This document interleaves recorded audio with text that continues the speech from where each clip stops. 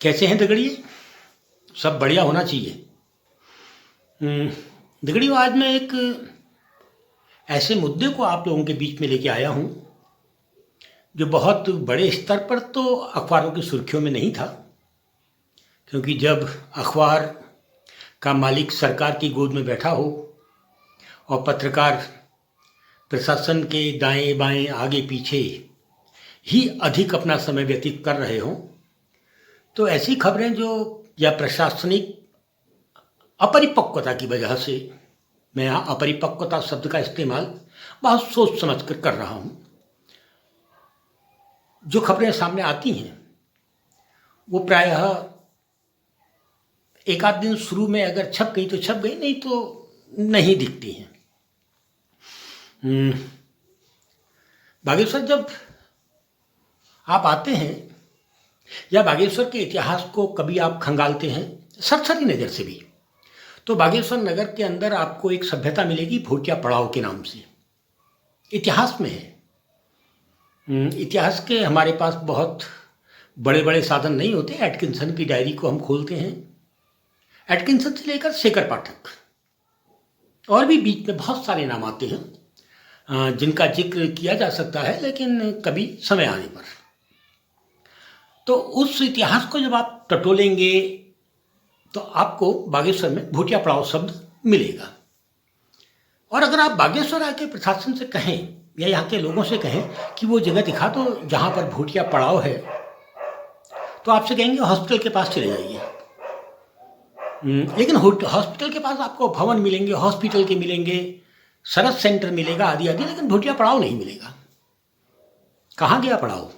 ये जब आप सवाल में उतरेंगे तो बहुत बड़ा सच आपके सामने आएगा कि किस तरह से एक ऐतिहासिक व्यवस्था को नेस्तनाबूद कर दिया गया। मित्रों, बहुत पुरानी बात अगर आप जाते हैं तो आप कत्यूरी शासनकाल के दस्तावेज हमारे पास बहुत सारे नहीं मिलते हैं, लेकिन चंद्रवंशी शासनकाल में जब आप उतरते हैं तब आपको साफ दिखाई देता है कि जो सौका लोग हैं जिनको 1960 के बाद अनुसूचित जनजाति का दर्जा प्राप्त होता है, 1960 ये शब्द बाद में काम आएगा थोड़ा सा आगे, तो वो एक छत्रता थी उनकी यहाँ व्यवसाय पर, क्योंकि जो हमारा कुमाऊं और गढ़वाल का जो क्षेत्र है वो सौका व्यापारियों का एक बहुत बड़ा व्यावसायिक क्षेत्र रहा है। चंद्रवंशी शासन में जब आप उतरेंगे तो जगह जगह आपको भोटिया पड़ाव की व्यवस्था होती हुई दिखाई देगी। और चंद्रवंशी शासन के बाद जब गोरखा शासन आता है तब भी आपको भोटिया पड़ाव दिखाई देगा।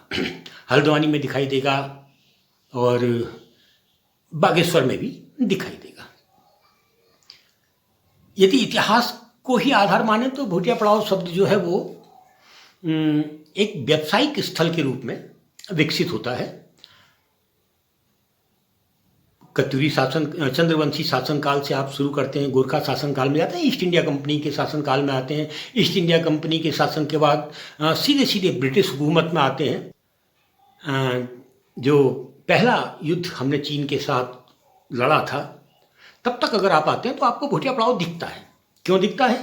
क्योंकि जो एक छत्रता थी सौकाओं की हिमालयी व्यापार पर,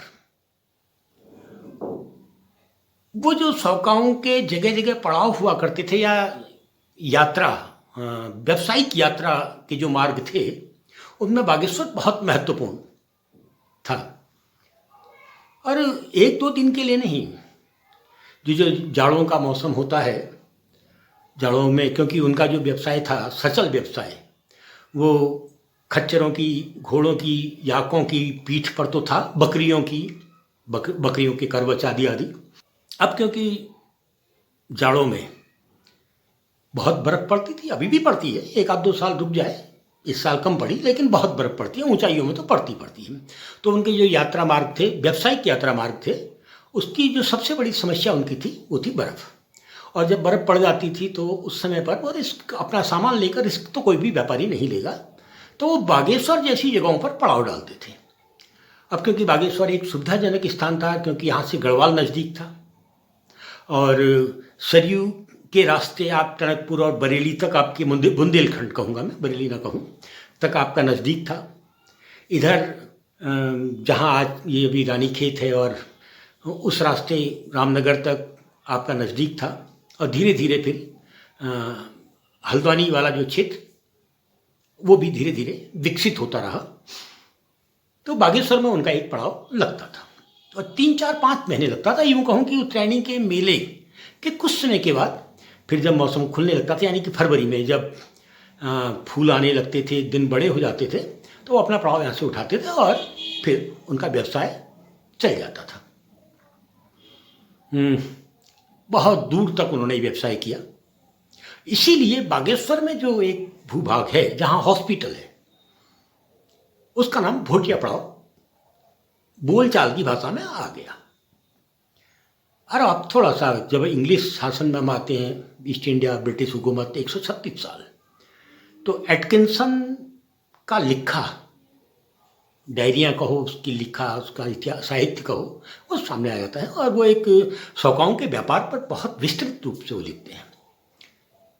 खैर, आज़ाद भारत में विकास जब सामने आया तो दो चीज़ें बड़ी स्पष्ट थी। पहली तो सीधे सीधे 1960 में हमारे जो सौका लोग हैं, भोटिया जनजाति को, सौकाओं को जनजाति का दर्जा मिल जाता 1960 में। और 1970 तक अगर आप देखेंगे थोड़ा पलटकर, तो पूरा ही पर्वतीय क्षेत्र अनुसूचित जनपदों की श्रेणी जो थी उसके सेक्शन 6 छठवीं अनुसूची से आच्छादित था। और 71 में बिना लोगों को बताए, बिना मंशा लिए, बहुत से बहाने लगा के आपने छीन लिया। छीनने की वजह आप नहीं बता सकते थे। अब मैं थोड़ा सा आगे आता हूँ। 80-81 में जो भोटिया पड़ाव था तब तक सब ठीक ठाक चल रहा था, क्योंकि तिब्बत व्यापार बंद हो चुका था युद्ध के बाद, चीन से युद्ध के बाद। लेकिन वो जो व्यवसाय था जनजाति का, सौकाओं का, वो भारत की सीमाओं के अंदर जिंदा था। धीरे धीरे विकास हुआ, सड़कें बनी तो जो पैदल व्यवसाय था, पैदल व्यवसायिक क्षेत्र जो थे वो बंद हुए और वाहनों से व्यवसाय शुरू हो गया। तो ये मैं आपको 2005 का जिक्र कर रहा हूँ। 2005 में जगह जगह सरस मार्केट बनाने का एक बहुत बड़ा ऋण था। उस ऋण को जमीन पर उतारना था, कर्जे को जमीन पर उतारना था। तो सरस मार्केट बनाने का एक चलन सामने आया सरकार की ओर से, और सरकार ने कहा ये सरस मार्केट होंगे और इन मार्केटों में जो गांव के उत्पाद हैं वो आके बेचेंगे, आदि आदि आदि, बहुत से कुछ था। हॉस्पिटल बन चुका था। उसके बाद एक थोड़ा सा, अब एक पूरी ज़मीन तो आप घेर नहीं सकते थे। क्यों? उसी दिन सवाल उठता कि हम भोटिया पड़ाव कहाँ गया। तो एक छोटा सा खंड बचा रहा और मकर संक्रांति में जो बागेश्वर में उत्तरायणी का मेला लगता है उसमें सौका लोग आते थे, अपनी दुकानें खोलते थे और सब चल रहा था। तो बागेश्वर में यही जो थोड़ी सी ज़मीन थी जिसमें सौका जनजाति के लोग आकर मकर संक्रांति पर व्यापार करते थे, वो सब तत्कालीन जिलाधिकारी की नज़र में आई। और वही दौर था जब सवाल संगठन भी सवाल उठाने लगा था। तो जब ये सब चल रहा था तो सवाल संगठन ने तत्कालीन जिलाधिकारी गिरिजा शंकर जोशी जी से बात की और कहा साहब ये भोटिया पड़ाव कहाँ है। तो बातचीत में पता लगा कि साहब जमीन की उर्द खुर्द भी बहुत बारीकी से की गई है और जिसका बंदोबस्त में जिक्र भोटिया पड़ाव के नाम से होना चाहिए था। वो जमींदारी उन्मूलन विनाशक जो नियम था भूमि का, उसमें कहीं डाल दिया गया। मैंने कहा ना कि पहाड़ में अगर हम कुमाऊं के अंदर जमींदारी उन्मूलन कानून को देखें, विनाशक कानून को देखें, वो सिर्फ एक परिवार को प्रभावित करता था, दान सिंह मालदार। बाकी कोई जमींदार यहाँ होता नहीं था। खैर, लेकिन ये आज तक समझ में नहीं आया कि जो भोटिया पड़ाव था, क्योंकि 1960 में तो आप इनको अनुसूचित जनजाति का दर्जा दे चुके थे और 71 तक पर्वतीय क्षेत्र अंग्रेजों द्वारा स्थापित शेड्यूल्ड डिस्ट्रिक्ट एक्ट 1874 सेक्शन 6 छठवीं अनुसूची में आच्छादित था। ऐसी स्थिति में जो एक जाति के लोगों की कहूं या एक वर्ग विशेष के लोगों की व्यावसायिक क्षेत्रों का पड़ाव था, वो जमींदारी उन्मूलन या जमींदारी विनाशक कानून के तहत कैसा आ गया, ये तो एक बहुत बड़ा सवाल बनता ही बनता है। क्योंकि जमींदारी विनाशक में आएगा तो वो जमीन आएगी जो जमींदार के कब्जे में है। जैसे चौकोड़ी में आज कोई भी जाके बस जा रहा है, कोई रोकने वाला नहीं। बड़े बड़े नेताओं ने वहां होटल खोल दिए, जमीन अगजा ली है, कारण वो जमींदारी विनाशक अधिनियम में वो क्षेत्र आया और गए। लेकिन भोटिया पड़ाव नाम की जो व्यवस्था थी, जो नाम और अपनी प्रवृत्ति के अनुसार ही अनुसूचित जनजाति के लोगों की एक सामूहिक भूमि तो हो सकती थी, उनकी व्यावसायिक भूमि हो सकती थी, लेकिन किसी जमींदार की भूमि तो थी नहीं। खैर, ये तमाम सवाल जब गिरजाशंकर जोशी से बातचीत हो रही थी तो डॉक्टर तौलिया उस समय पर मुख्य सचिव, प्रमुख सचिव जो होते हैं, सबसे बड़े सचिव राज्य के हुआ करते थे। तो एक दिन वहीं बागेश्वर में सवाल संगठन ने उनको पकड़ा, बातचीत हुई। तो उनसे बातचीत में बहुत सी चीज़ें मैं यहाँ सार्वजनिक नहीं कर रहा हूँ, क्योंकि वो आज डॉक्टर तौलिया यहाँ नहीं है, इसलिए लोग कहेंगे वो नहीं है, इसलिए आप बहुत कुछ बोल दे रहे हैं। तो जो भी था, लेकिन ये स्पष्ट उन्होंने स्वीकारा कि ये भोटिया पड़ाव था और ज़मीन की उर्द खुर्द बुर्द में ये हॉस्पिटल और बेनाप और काबिलाबाद क्या क्या होते हैं, बहुत से नाम होते हैं, उसमें वो आच्छादित है करके ये उन्होंने स्वीकारा। क्या गैर जमींदारी विनाशक काबिलाबाद, इस तरीके का कुछ स्वीकारा। खैर, फिर लंबी बातचीत के बाद मुझे याद है अभी कि ये तय हुआ था कि ठीक है, आपको तो बनाना है, बहुत बड़ा बड़ा कर्जा आपको बराबर करना है जो लिया है, और सरस मार्केट तो बनेगा ही बनेगा। और बागेश्वर जैसे सीमित क्षेत्र में आप सरस मार्केट अगर आप बनाना चाहते हैं, यही ज़मीन आपके पास है, तो आप बनाइए और हम भी विरोध करेंगे, सवाल संगठन विरोध करेगा, हो सका तो न्यायालय में जाएगा। उसके बाद एक व्यवस्था ये बनी कि जो सरस मार्केट बन रहा है, ये भोटिया जो सौका लोग हैं, भोटिया जनजाति जो है, उनके ऊन कारोबार पर केंद्रित रहना चाहिए। खैर, फिर दिसंबर 2005 में, तब गुणवंत साहब एसडीएम बागेश्वर हुआ करते थे, तो एक समिति गठित हुई थी बीच में, जोहार सांस्कृतिक विकास समिति। Doctor KS. जंगपांगी उसके अध्यक्ष थे। कोई ग्राम प्रधान हुआ करते थे खरकू कानातोली गुरेर के, वो उसके सचिव थे। तो उसको ये बिल्डिंग बनाकर और ऊन के कारोबार इसमें चले, उसका विपणन, जो भी उनके समूह बनेंगे, ऊन के काम करने वाले समूहों के यहाँ पर वो लोग यहाँ काम करेंगे, अपना व्यापार करेंगे, अपना सामग्री का निर्माण करेंगे, चटाई इत्यादि इत्यादि। इस तरीके से एक अनुबंध हुआ था। तो 2005 17 दिसंबर को गुणवंत साहब ने एक पत्र समिति को लिखा था। 7-8 बिंदुओं का पत्र था, लेकिन उसके बिंदु 2 में स्पष्ट था कि जो समिति यहाँ पर जिन लोगों को ये दुकानें देगी, वो भोटियाओं के शब्द है, भोटिया के ऊन कारोबार से ही संबद्ध होना चाहिए, ये बिंदु 2 में था।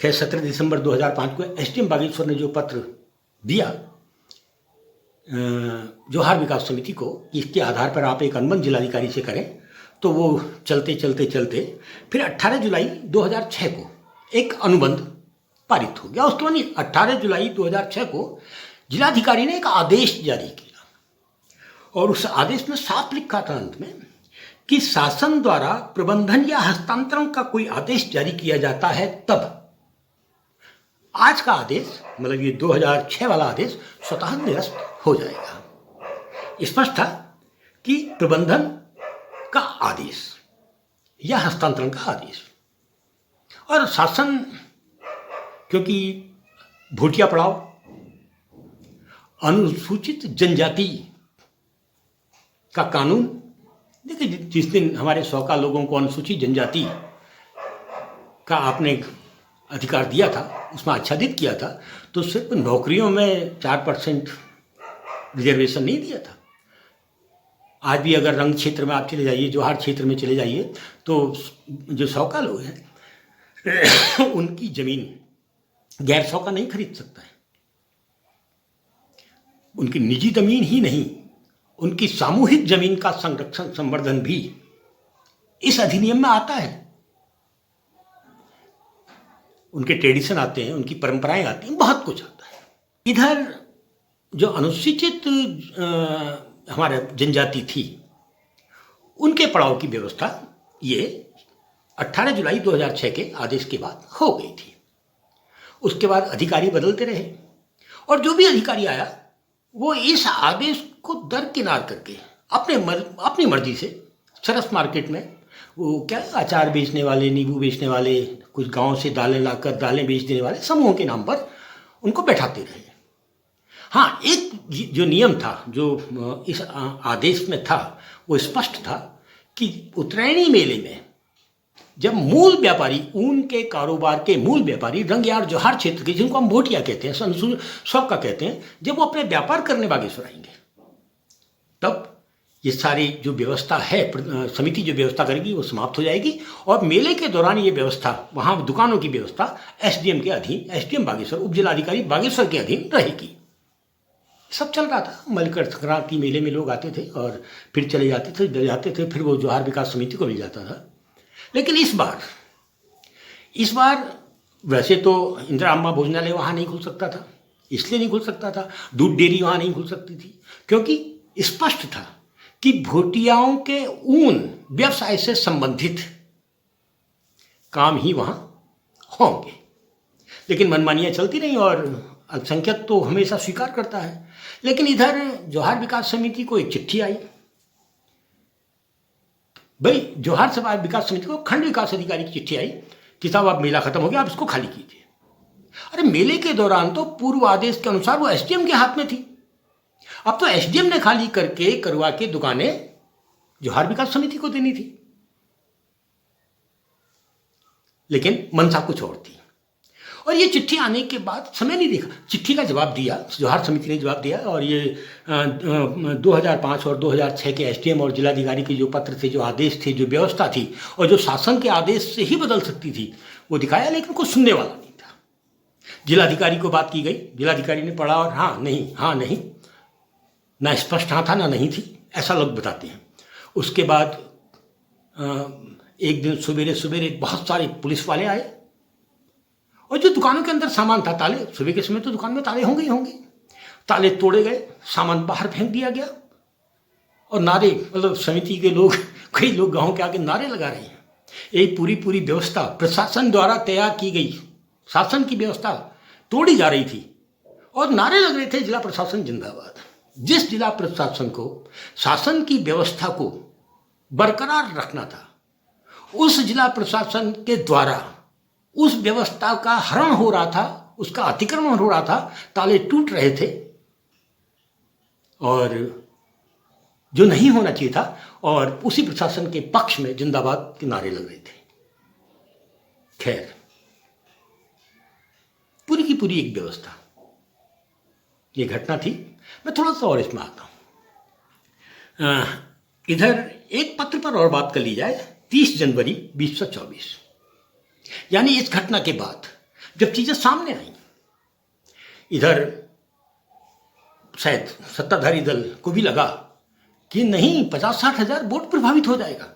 होना ही था, क्योंकि रंग क्षेत्र, जोहार का क्षेत्र, मुंशियारी विकासखंड, धारचूला विकासखंड, तहसील है, बड़ा क्षेत्र, पिथौरागढ़ से लेकर हल्द्वानी तक बहुत बड़ा क्षेत्र, जहां अनुसूचित जनजाति के लोग रहते हैं, जो पूर्व में कांग्रेस के वोट हुआ करते थे और वर्तमान में अगर देखें तो वो सीधे सीधे भारतीय जनता, बहुत बड़ा vote bank Bharatiya Janata party के पास है। ये अंदर की चीजें हैं। तो जब बात गई होगी, या क्या हो गया, हमारा तो बहुत बड़ा वोट बैंक खिसक सकता है, शायद मुझे लगता है, मैं अनुमान से इस बात को कह रहा हूं। कि उसके बाद 30 जनवरी को एक पत्र जिलाधिकारी फिर लिखती हैं और 30 जनवरी 2024 को उसमें एसडीएम से कहती हैं कि ऊन कारोबार से संबंधित ही इसमें ये सब आदि आदि आदि, और बहुत आराम के साथ फिर उसमें ताले लग जाते हैं। यानी जो नारे लगा रहे थे उस दिन समिति वाले, जिनको सौंपने के लिए पूरा तामझाम हो रहा था, वो एक तरफ कर दिए जाते हैं। क्यों? क्योंकि संवैधानिक तरीके से शासन ही इसको बदल सकता था, प्रशासन नहीं। लेकिन आपने बदलने दिया। और कब बदलने दिया? लोग आपसे कह रहे थे ऐसा रोकिए इसको। खैर, थोड़ा सा और हम चलते हैं। इस बीच एक पत्र मैं पढ़ रहा था कि इससे पहले शायद 2, 4, 5, 6 महीने पहले जौहार विकास समिति ने कहा होगा कि साहब बंदोबस्त उससे पहले तो ये जनजाति की ही ज़मीन थी, सौकाओं की ज़मीन थी, भोटिया पड़ाव हमारे प्रवृत्ति और नाम के अनुसार तो हम ही लोगों का होता है, इसलिए इस ज़मीन को हमारे हवाले किया जाए। तो इन्होंने जनजाति आयोग को भी लिखा होगा। तो जनजाति आयोग ने एक पत्र जांच करवाई थी, जांच जिलाधिकारी से कराई थी। जिलाधिकारी ने एसडीएम साहब को जांच सौंप दी थी। तो जिलाधिकारी उस जांच रिपोर्ट में लिखती हैं कि हमने स्थानीय लोगों से पूछा तो वो बता रहे थे कि उत्तरायणी मेले के दौरान आते हैं ये लोग, अपना उनका कारोबारी और अपना सामान बेचते हैं। किससे पूछा? स्थानीय लोगों से पूछा। अरे जिलाधिकारी महोदय, आपके पास तो 17 दिसंबर और 2005 और 18 जुलाई 2006 का पत्र और आदेश था, फिर भी आपको स्थानीय लोगों से पूछने की क्या जरूरत पड़ी? और उसके बाद जिलाधिकारी अपने पूरी के पूरे पत्र में जो जोर देती हैं वो जमींदारी विनाशक कानून, भूमि के कानून पर जोर देती हैं। अब प्रश्न आता है, पहले तो 1971 से पहले जब तक हम शेड्यूल 6 में थे, ये जमीन अनुसूचित जनजाति, ये जमीन कैसे जमींदारी एक्ट में आ गई? फिर मान लिया 60 में जब ये अनुसूचित जनजाति घोषित हो चुके थे, तो भोटिया पड़ाव जैसी जमीन जो प्रवृत्ति और नाम के अनुसार स्वयं जमींदारी प्रथा में कहीं भी संलिप्त होती दिखाई नहीं देती है, वो एक व्यावसायिक जमीन है, सामूहिक जमीन है, वो कैसे आ गई?